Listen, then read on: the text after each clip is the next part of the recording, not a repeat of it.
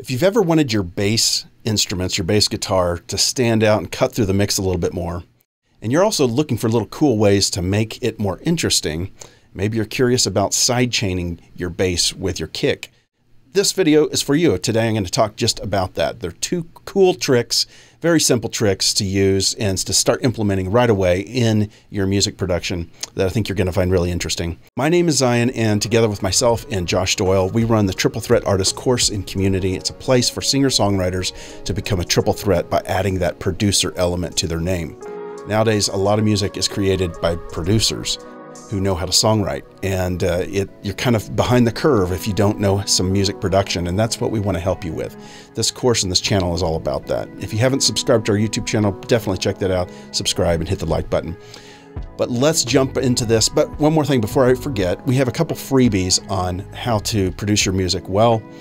One is a PDF guide. It's called the Red Zone Production Guide. It kind of walks you through the different stages of music production. You can download that for free below, as well as a tool called Gizmo that we've created that helps music songwriters, creators to keep track of all their metadata and keep those things organized. All right, without further ado, let's jump into these tricks.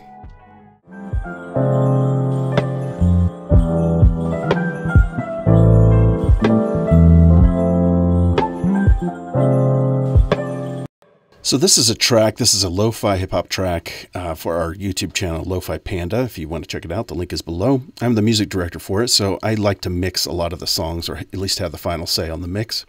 This track was produced by my buddy Blake. He's an awesome producer, and it's supposed to sound very old and kind of warbly and kind of grainy and warm. So it doesn't have a lot of bright, shiny sounds on it. So even though there's some sleigh bells in there, I really ducked those back. I really pushed a lot of those things back using I used neutrons, isotope neutrons, EQs and stuff like that.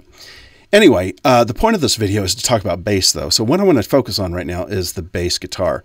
Now what I did first and foremost is I took the bass and split it into two. Or I didn't split it, I copied and pasted it into two tracks. The first track, I call it bass low. I roll off everything over 300 hertz. So here's 300 hertz. I roll off everything, and it's a gradual slope. This is a 12 decibel per octave slope.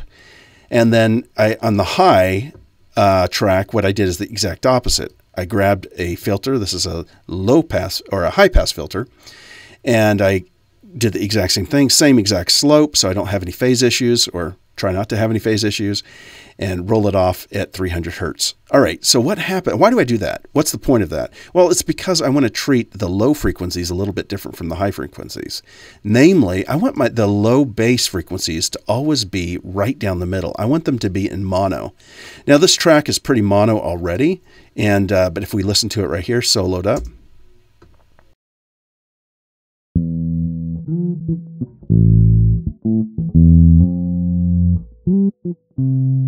okay, it's right down the middle, but if we wanted to make sure, I could take this width and put it down to -100, and it would sound like this.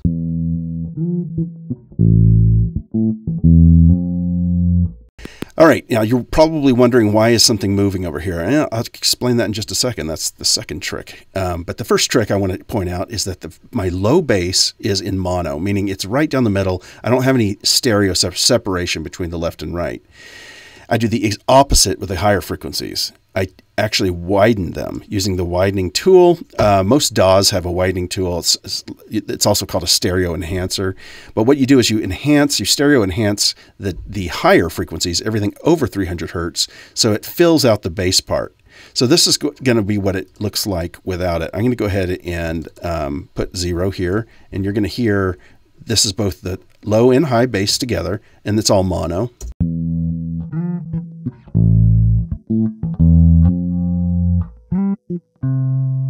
Right. So now what I want to do is I want to actually widen the top one. So I'm going to graduate that in.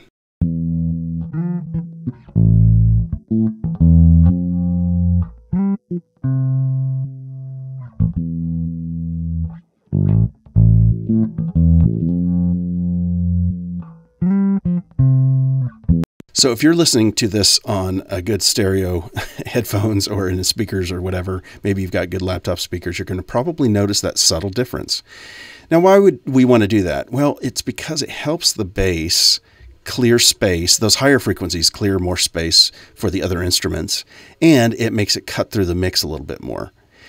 What are the disadvantages to doing this? Well, one disadvantage is it does mess up the tone of the bass guitarist. If you're working with a bass guitarist and they really like the tone that they had, you might want to make sure they're okay with you doing that.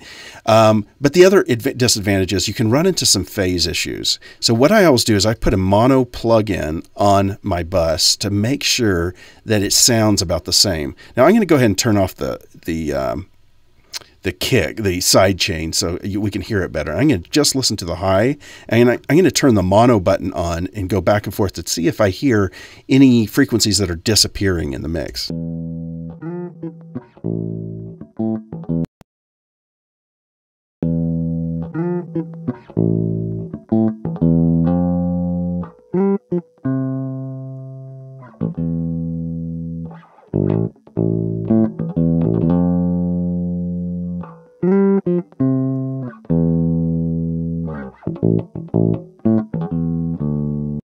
Now, inevitably, these types of stereo enhancers and with tools, they often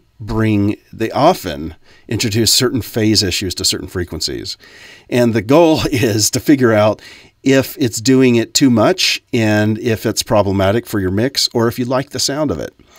The other thing about it is if you're going to be making music such as lo-fi hip-hop that is probably going to be played on one speaker through someone's Bluetooth speaker that's out by their pool, or a laptop that, you know, when the speakers are so close together, it's practically mono anyway.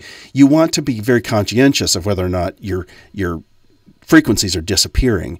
And it's pretty noticeable pretty quickly if it is. I didn't hear any problems with that. There might be some frequencies that are disappearing a little bit, but I didn't hear any issues. So I'm liking that. I'm digging that. So now let's put this whole thing back in the mix.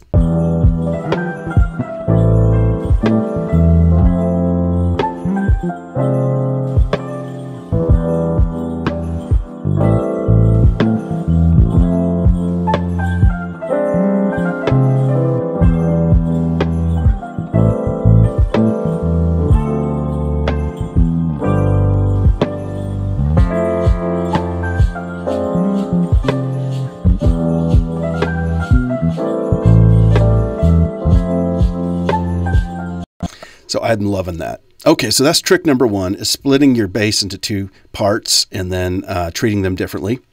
You might want to do that also to sparkle up, use an exciter. I say sparkle.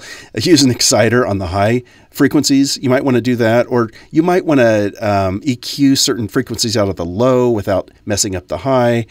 Or compress them differently. You could do a lot of different, there's a lot of different reasons why you might want to do this. I like to do this a lot. There might be faster ways to do this, but this is the way I like to do it. Okay, let's get to part two. So the part two of this is to use ducking. Well, I've already kind of shown you it, but I'm going to show you with the kick on and how it affects. I've got a side chain frequency here that's being affected. So let's listen to the bass. This is the low bass. Actually, we'll listen to both. And it's with the kick.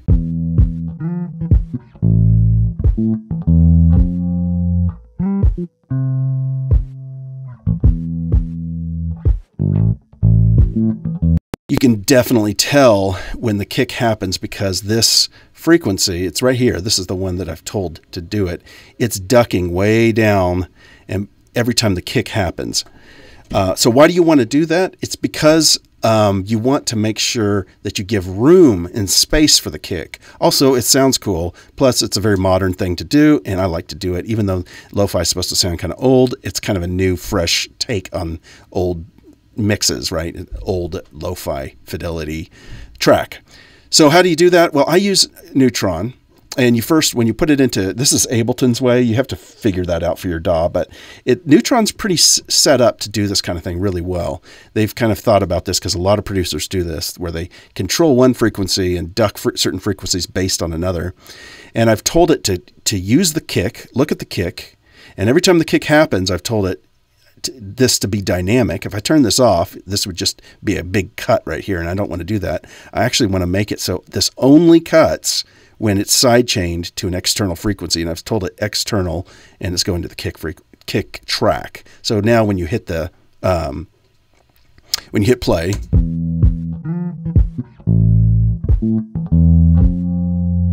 And in the mix,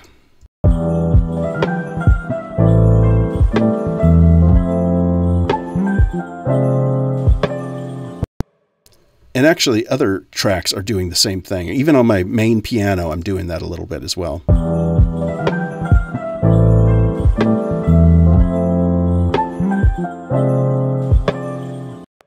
So that's it. Those are your 2 tricks. Split them out and so that you can make the bass in mono, or the low frequencies in mono.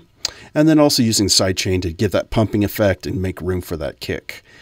I hope you learned something. If you did, send me an email back. All right. Later, guys.